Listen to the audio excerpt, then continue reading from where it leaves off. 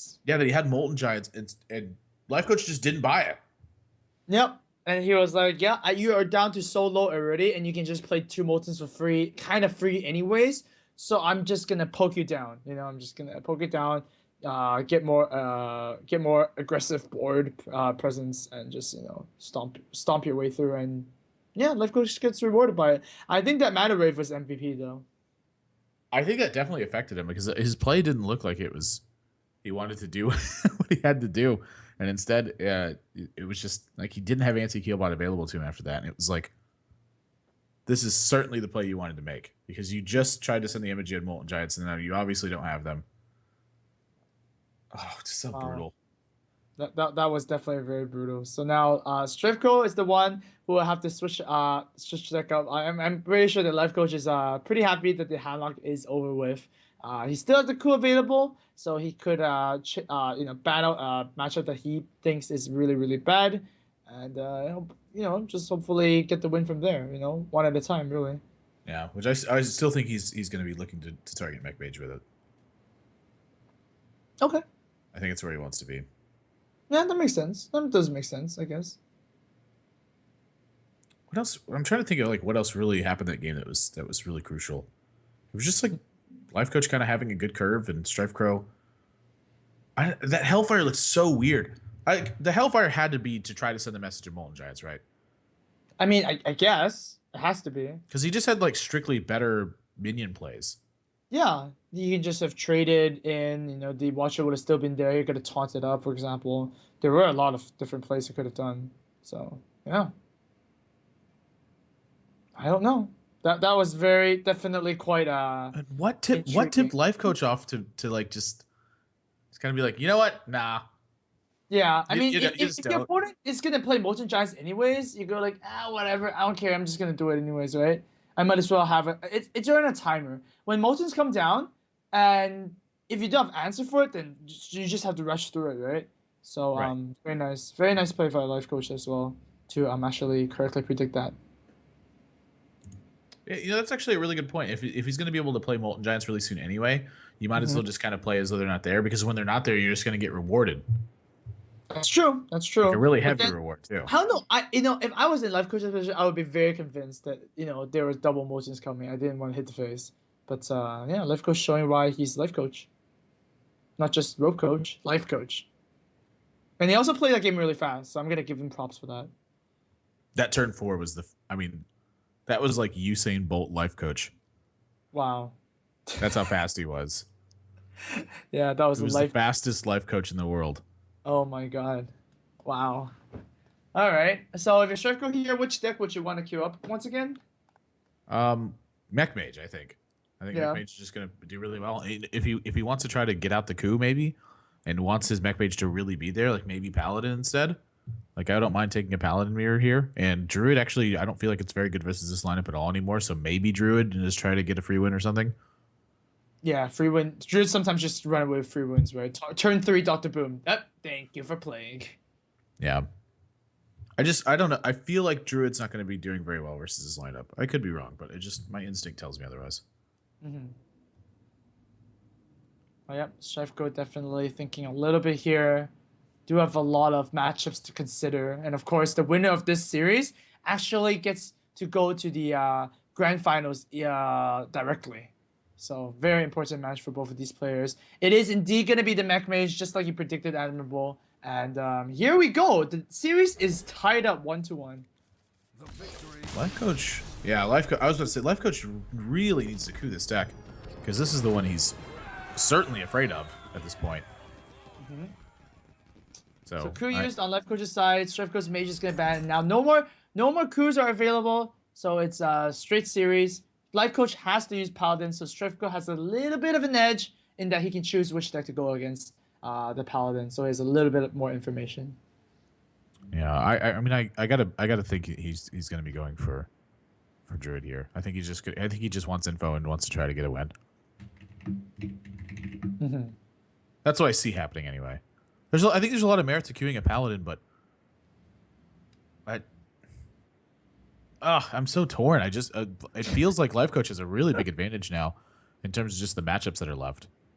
Yeah, I think so too. I mean, well, we do know that Strifecro's Druid is the super ramp Druid, right? And I think super ramp Druid does really well against Mech Mage. Like, you just throw down a Belcher and then you follow that. As soon as you play Ancient of War and you're above 15 health, I think you're fine. Like, I think you're just sitting pretty. That definitely can be a big difference too. Because a lot of my experience versus it has just been playing like a very standard traditional kind of force nature combos. But Mm-hmm. if you end up getting to the point where you're getting down Sludge Belcher off, say like a Wild Growth or something, or getting down a 4/6, it's really easy. Mm-hmm. You just taunt up the entire time and go.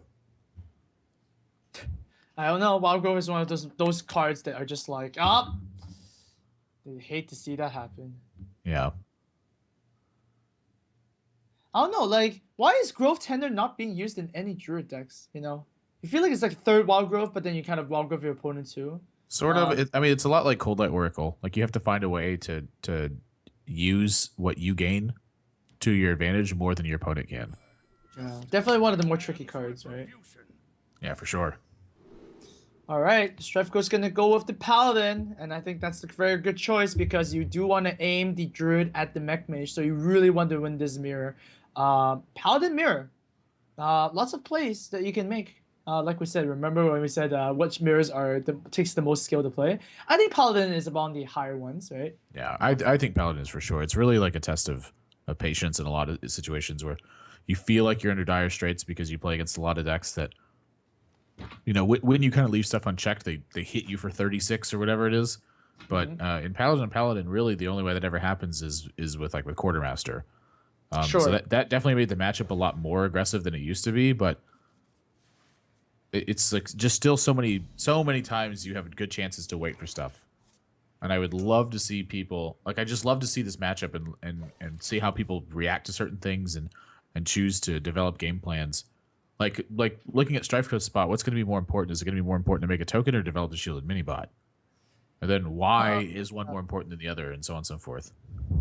That's true. I mean, if you do develop use the hero power, then for example, if you go to turn 4 and you want to play more minions, you actually get a free hero power, right? As opposed to shoot it mini bot hero power, you have hero power, shoot it mini bot hero power, right? So you actually gain extra dude here. So it's definitely quite tricky. But with a lot of mirror matchups, I feel like the most important thing is just board control, right? Hunter is all about board control. The Druid is all about board control. Even Warriors, into a sense that if you have a lot of minions on the board, they can't stack up armor. So I don't know. That's just generally how I tackle things. Board control. Yeah, this is like very Strifecro-esque though, is just to develop your stuff early, and make pushes for it. I mean, this is so not uncommon for him to have played shielded minibot here. Still can't see Lifecoach's cards, unfortunately. Maybe he hasn't accepted the invite for the spectator mode yet, so hopefully we get that done soon. It would be definitely cooler to see both players' hands than just one player hand here. But for Strifecro here, do you actually trade for the 1/1? I don't see a need. No, I don't think so. I think wow. Oh. Okay. Apparently there is a need. Oh, you know what he's going to do? He's going to use this to buy himself time to get extra 1/1s on the board. Is what he's trying to do, I think. Interesting. Okay. And so, I imagine this is going to be a true silver champion. But, for instance, say that this pilot shredder summons a 2/3 now, and in the old situation, he wouldn't have been able to kill it off because he would have had one less token. Sure. So trading the shield here actually bought him tempo instead of the other way around, where trading the shield is buying Lifecoach some tempo because he's getting rid of the shield. Oh, an Ironbeak Owl gets summoned. Another reason why that 1/1 is so important. I mean, this is the difference between development and the little bit of extra value, is that Strifecro is taking a little bit of tempo. I mean, it's not like a huge deal, but he does have a 2/2 on the board right now, which is going to contest 2 potential hero powers in the future. So he's been invested into this point, and now a second piloted shredder going to have to be played. And I mean, this looks to me like it's a really, really rough spot here for Lifecoach early on, because this Sludge Belcher is going to happen, and wow, he's actually just going to use the true silver champion first.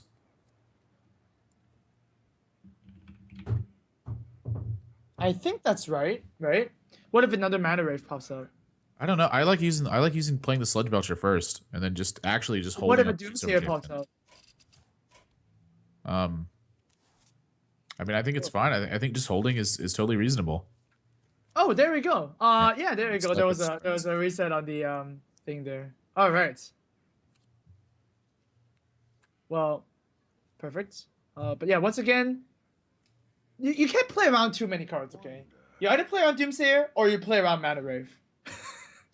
I don't. It just. I think I would just like to see him play Sludge Belcher and wait. I mean, the Sludge Belcher is not getting threatened by this piloted Shredder straight away. It's going to become a 3/1, and the Shredder's going to have its summon happen afterwards.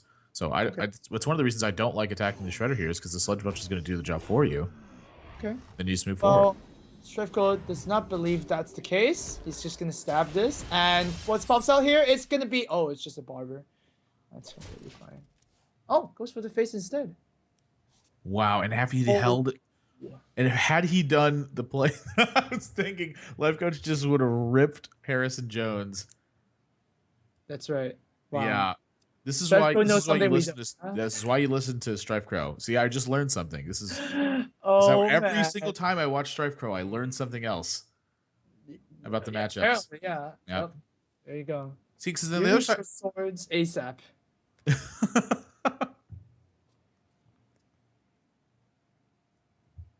Oh man. So now with Lifecoach's turn, doesn't seem too happy. You know, it's not happy times. You could outdoor the Spellcher, I guess, and poke it with the 3/2, but other than that, this looks like. I mean, this looks brutal. He just doesn't have much to do.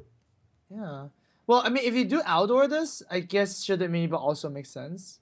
And you are holding a few more cards, and you are holding Leon hands as well with the Harrison, so you do have some, reloading methods, if anything. Huh. This is tough. I actually really like tokening here instead. Really? Yeah, it's because it's just buying. Like the tokens here are just kind of used as like a heal mechanism more than anything else. Right. Like you're not getting anything from them. Suicide's the 3/2 into it. That's sort of strange. Whoa. Yeah, the client's having some visual issues here. Okay, so it's just visual issues, right? Yeah, it's on actual rope that's happening. I've seen it. He's down to 1 second. He's down to 1 second. Time is running out. He needs to make a decision. It's just like the movie, like where Indiana Jones is like running for like to jump under the wall that's closing down. But every time he looks back and turns around, the wall is like another 2 feet above where it just was. And then he finally dives underneath, and the wall was closing on top of him. But then he's missing his hat. He turns around, and the wall is like another 2 feet back up. So he has time to grab his hat. This is like what that rope burn is. You know, this is not fair. Strifecro is like already one of the best players in the world, and if his 1 second equals to everybody else's minute, that's not fair. This is my assessment. Strifecro and Lifecoach have actually. Another rope? Yeah, well, Strifecro and Lifecoach have just run the game out of rope. There's nothing left to burn, so the turns can't end automatically. All right. Well, the Sky Golem does decide to pop up here. We only see Strifecro's hair now. What is happening? And yeah, Lifecoach does have his own Sky Golem, but the outdoor is looking pretty juicy here as well. -5 attack and summon a 3/3. This is like this. I mean, it's just another tough scenario. Like I feel like you just have to Aldor this, but you really want to develop the Sky Golem too, right? That's what I mean. Like you're not getting anywhere. Like you're like, I want to be the guy who's ahead. 1/1, but that's about it. That's all you have. It's not just not quite as strong as a 6/4. This is the benefit of that aggressive play. Is you are the one who's forcing your opponent to react to stuff. Oh, does go with the outdoor and the dude play. A little bit weaker on the board, but does pacify your opponent. Knife Juggler plus Muster could be pretty insane. Yeah, that's a pretty good one. That's a lot of knives. Is that better than Dr. Boom though? Oh, it is turn 7. You're right. Well, so how do you deal with this board if you're gonna Dr. Boom? You're just gonna trade in your 1/4 into the 1/1 or something like that, or maybe even slime. That looks fine. Yeah, I'd like using the 2/1 and then using the Dude Slayer on the dude. And then really, actually, like the 2/1 on the outdoor, and then use the Golem on the outdoor as well. I'm fine with that as well. Yeah. I don't like leaving the 1/2 up into just a 2/2 though. That's the one thing I don't. I'm not a big fan Yeah, of. exactly. So I definitely use the 1/2 to just trade for a minion here. Oh man. I mean, the muster quartermaster combo is still there too, so you don't really use the muster if it's gonna get consecrated out, right? He doesn't really have time to let the knife juggler muster for battle animations happen anymore either. Really? Wait, wait, Oh, wait, wait. Hang on. Should he have used the Dude Slayer there, or should he have actually used the slime? the slime definitely. Wait, he wants the pilot shredder to get to. I'm sorry, the pilot sky golem. He wants that to activate though, right? That's true, but at the same time, the slime gets an extra value, right? I don't know. It might be being very close. It's a matter of whether or not that value actually matters. That's true. Maybe it's negligible anyways in the end. Well, Life Coach here is facing down a Dr. Boom. Doesn't have any BGH, but oh my god, 2 Sky Golems? 2. That's a lot of Sky Golems. Well, the first thing he's got to do is get through a lot of boombots. Oh man. Well, I mean, I don't think he can even kill any one of these. The person who plays the second Dr. Boom usually is a bit behind.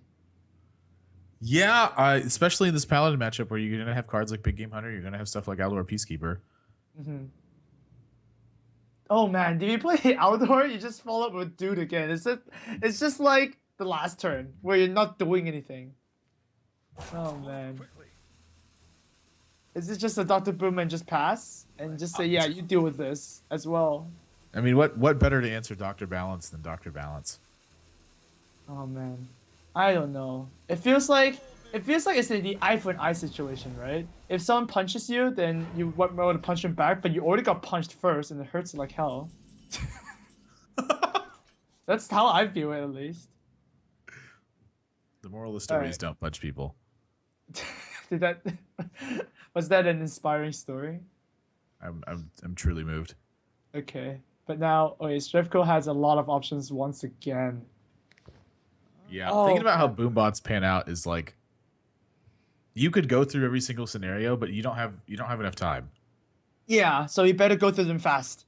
What if that's what they're thinking about? If every single turn they're thinking about what happens on turn 7 when Dr. Boom gets played and all the boombot panouts. Wow, if they're thinking that far, then they deserve to be the best. All right. Oh, just 1, and 1 does not equal 3 here, unfortunately. Oh, do you want to try for the next one first? No? Wow, he's not even going to juggle. Oh, just going to poke this first. Oh, you know what? He's going to play the Lothebs to lock out Consecration from being an option this turn. Oh, and then Quartermaster next turn is going to push for a lot of damages. I like this. I would like to see this pilot Sky Golem get traded off. No.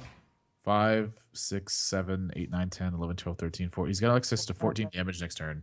But you know what? I know Strifecro remembers that there is a Pyromancer in Lifecoach's deck, and Pyro Equality does not cost 8 mana. It is actually 9 mana. So Strifecro with the low for that play actually plays around a lot of things. I mean, this is really tough for Lifecoach now. He just drew Big Game Hunter after he Aldored a big game, after he Aldored Dr. Boom too. Yeah. It's just got to be one of the worst feelings. That's like out there. You're like,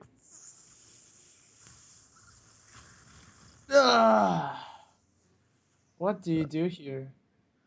this is rough. This The is equality to just kill a Lotheb? You can't do that, right? Alright, I guess you have to Harrison for some cards here. Yeah. Alright, what's a good card to draw here? I don't really know if there is anything good to draw here. 3 mana? Ooh! If he can just survive this turn, he can stabilize. Yeah, I mean, he needs this. If the key is comfortably surviving this turn. 17 health. Oh man, correctly does kill one of the 1/1s here. How much damage does Strifecro have? 5, 13. 6 plus 2. 5, 6, and 2 is 13. You're right. 13 is not equal to 17. Do you just wait. What happens if you just trade the Sky Golem into the Aldor? And what happens if you just get a Corcoran? Like, just win the game, right? Yeah. It's lethal. 13. No. What if you just trade it in and you get an Arcanine? You'd have to play Knife Juggler first. Why? Oh, you do, I guess. But then you can't. If you draw Arcanine, you can't lay on hand your opponent. I think he's going to trade in the Sky Golem. I think so too. All right, the moment Oh of my truth. gosh, the Arcanine to lay on hand your. I didn't even see that. Yeah. Oh, Remember last time that it happened when I called it? you're going way deep now. You gotta know all your 4-drops, my friend. If he Okay? gets an Arcanine, Gotta do 5, those. 6, Gotta run 7, through those. 8, 8 plus 8. He's only have 16 damage with that though. Yeah. That's a lot of damages. All right. Oh! Come on, Strifecro, you gotta act fast. Gotta go fast. Wow, he's actually gonna trade. This is really heads up. And does not trade the Death Rattle, so when Lifecoach AoEs the board, it actually comes back as a minion. Yeah. Very nice play by Strifecro here. Well, now, but Lifecoach now picked up his True Silver Champion, so he can actually take that out and clear the board. Man. But is this how he wants to clear it, though? I mean, he's got a ton of cards in his hand, and he can get everything out of the way, but you're once again you're yielding initiative to Strifecro. That's been the story this entire game, is that Strifecro has had the lead. Story of your life, right? I mean, of course, I think you still have to go with that play. All of these, the 2/3/3s at the right side really just don't too much, right? So I think you should sort the 1/3 first, and then use the Pyro Equality so that you take a little bit less damage. Yep. I mean, anything that pops out that's not a Death Rattle, you can kill with the Pyro Equality. There are only about... How many minions have Death Rattle that cost 4? No, that I don't know off the top of my head. I think it was only one, the Shredder. I mean, everything else is not, really, right? The Void Caller is not in this matchup. Yeah, I don't think there is any. Chat will probably be correcting me right now. Mechanical Yeti, huh? It's got a Death Rattle. Yeah, I mean, Death Rattle's into a minion. That's what I want to know. Damn it, chat. Lifecoach could... Lifecoach, oh my god. Strifecro could actually use Lay on Hands here and reload a little bit, or he can push for the win. Which do you like? Yeah, I think after he just saw what he did, he's got to go with Knife Juggler. Knife Juggler pushes a few damage here. Yeah, I think he'd play Knife Juggler, the Sludge Belcher, and just make a token. All right. Well, you can't make a token if you do that. Why can't he? Oh, Knife Juggler, Sludge Belcher, and token. No muster, Yeah. right? Okay. I was thinking about muster. Yeah, hold the muster for next turn to start checking things with the Knife Juggler. Chugga. Oh no, he was. Wow, he's just gonna push for damage instead. Oh, Lifecoach gonna take 3 knives to the face. Yeah, I mean this is totally fine too. Whoa, he chooses not to play Sludge Belcher though. Oh, wow, 4th knife to the face and a hammer for the ending. That's 5 damages. That's a lot. Another equality, double equality for Lifecoach. This is why didn't Strifecro play the Sludge Belcher here? Is it because of Black Knight? Black Knight plus Consecrate would have been pretty bad, but I'm not really sure. I mean, is it going to be that much worse than just getting consecrated in this position? Well, I mean, if it Consecrate's going to happen, it's just going to be really bad already, but... Yeah, so it's like sometimes you just can't play around a card, right? But it's interesting. Maybe he does have a read that... Maybe he believes that, Lifecoach is holding to a lot of drops, and the Black Knight is one of those cards that he would hold on to. But I think Lifecoach actually substitute these Black Knights for Sky Golem instead. That's what it looks like to me too. He's also running Harrison too, so when people are running both of those cards, they definitely have a lot less on the table. So now his own Sludge Belcher is going to come. This is another one of the reasons I'm so confused about it. All right. Lifecoach though, it looks like he's managed to turn this game around. I mean, he's got a pretty big advantage, I would say. At this point, he's only down to 8, but it's just how does Strifecro push through this position? Oh man, BGH is not what you want to see right now, at least. So yeah, I guess you have to lay on hands and try and fish for more cards to try and end the game. Now you can't end the game with this current hand. It's not possible anymore.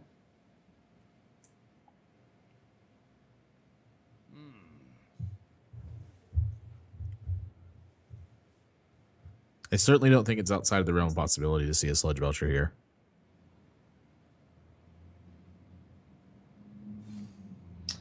Oh, that's of course, right to say that.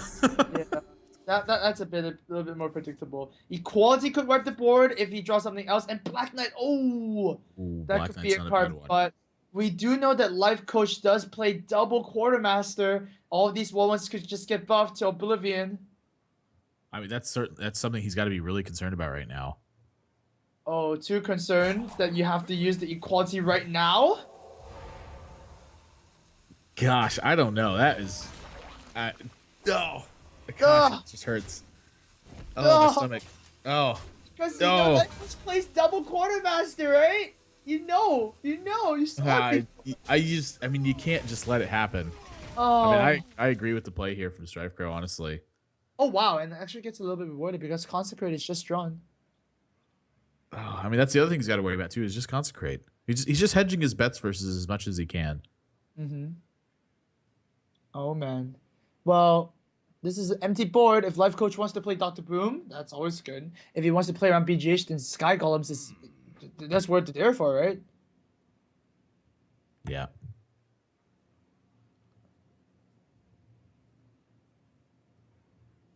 And I gotta believe it's Sky Golem here. Send me into the battle. That robot is ready. Oh man. Is that what he says? Does he send me into the battle? Yeah, in robot language though. You know, it goes like but it's basically send me to the battle. Yeah, that's the translation. See? I think I remember it now. It's like the Okay. Well, now the tables have turned around where it's Strifecro holding the two outdoors instead of Life Coach now. It's Life Coach of all the big dudes now, right? So it's like kind of like tables have been turned here. So I don't know. I think Strifecro, if he's the same game plan, is just gonna remove as many 1/1s as he can, and playing the Belcher now does seem pretty good. Man, is there any other targets of Black Knight left in Life Coach's deck? It's only Tyrion, right? I mean, Tyrion's still a big one. But if Strifecro also has Harrison to go on law next turn with the Black Knight, then it's pretty good. Yep, second muster for battle gets picked up. He still does not have a Quartermaster. He's running two of them, like you said. Yeah. I don't feel like he's quite comfortable enough to just to use lay on hands yet either. I think he's gonna continue to develop. Well, I mean, he is sitting 8 health, and 8 is not comfortable. Even though your opponent already used a lot of, Yeah, I mean, he might have to lay on hands or something. Consecrates and whatnot. Yeah. God, this is so tough. Wait, if you lay on hands, then I guess you don't overdraw, but you have 10 cards next turn, and that's reminiscent of the Druid game as well. I mean, he can still cast Equality afterwards. Just like Strifecro did, right? Lay on hands into Equality. That's the new combo, huh? This seems like a good one. Oh man, you do have to you definitely have to kill something. If you don't kill something, you're dead. So Equality does come down here. Obviously a dude is gonna kill one of these this 3/1 here. And he needs to get something going from there. And Tostico is really good. Well, sort of. There's a Black Knight in Strifecro's hand though. Oh wow. It's actually one of the worst ones. Yeah, it's like one of the worst ones he could have possibly gotten right now. Second muster for battle comes in. 5 tokens on the board. I don't know what Strifecro can have to sweep all this. Oh my gosh, he picks up Consecration though. Oh my god! I mean, Life Coach is running 2 Quartermasters. Of course, you want to consecrate this board before anything bad happens. I think Strifecro is about to take a massive lead on the back of some really favorable RNG that just happened. I mean, he had a lead for a very long time, and I don't think his pan out was the greatest. But my gosh, what timing! Oh, exactly what the doctor ordered. But Strifecro think of something else. I really can't imagine anything else be played here, to be honest. I mean, what else do you want to play? I don't see it. Do you want to hold the Black Knight back? I mean, not really. I think the best way to deal with Tyrion is to silence it. But has Strifecro actually used the silence yet? I don't think so, right? No, it's just I think the reason he doesn't want to hold the Black Knight back is just because he's so close to ending the game. Right. But you develop a 4/5, so I think you just use it. It's just too good. All right, Consecrate is gonna kill all these dudes, and yep, there it is. Just going through the all the possibilities, of course, and yeah, Lifecoach Lifecoach just does not have a way to answer this Black Knight. I think he's actually going to have to lay on hands here. that's right. You died to your true silver, right? So if You you got just to play, consecrate. You died yeah, to so much stuff. Yeah, he's going to have to just lay on hands, and this is going to give Strifecro another big lead in development. mm-hmm. Oh, Wow, KT. Consecration, Ironbeak Owl. Those are not big helps right now. Shielded Minibot's going to hit the board. But Strifecro needs an extra Lifecoach, push. yeah, Lifecoach is getting really put on a back foot right now. Quartermaster gets drawn. Not the best. Not really that good. Yeah, I mean, would you want to like just play a quartermaster with a dude and that's it, or establish the shredder? No, I think he wants to shred her down. And in fact, like I think after you've seen the land hands here too, and you know that your opponent's like falling so far behind in pressure, there's definitely a merit I think to like killing your opponent's minions off. But I'm curious if that outweighs how much the damage in your opponent's face is going to be worth, because now you've seen them heal so much that like they're starting to run out. Like once that's over, there's nothing left. But like if you don't trade with your opponent's minions and then they like slam a Tyrion and you don't have an answer for it, what are you going to do? I mean, I think he's just going to go for face. Yeah.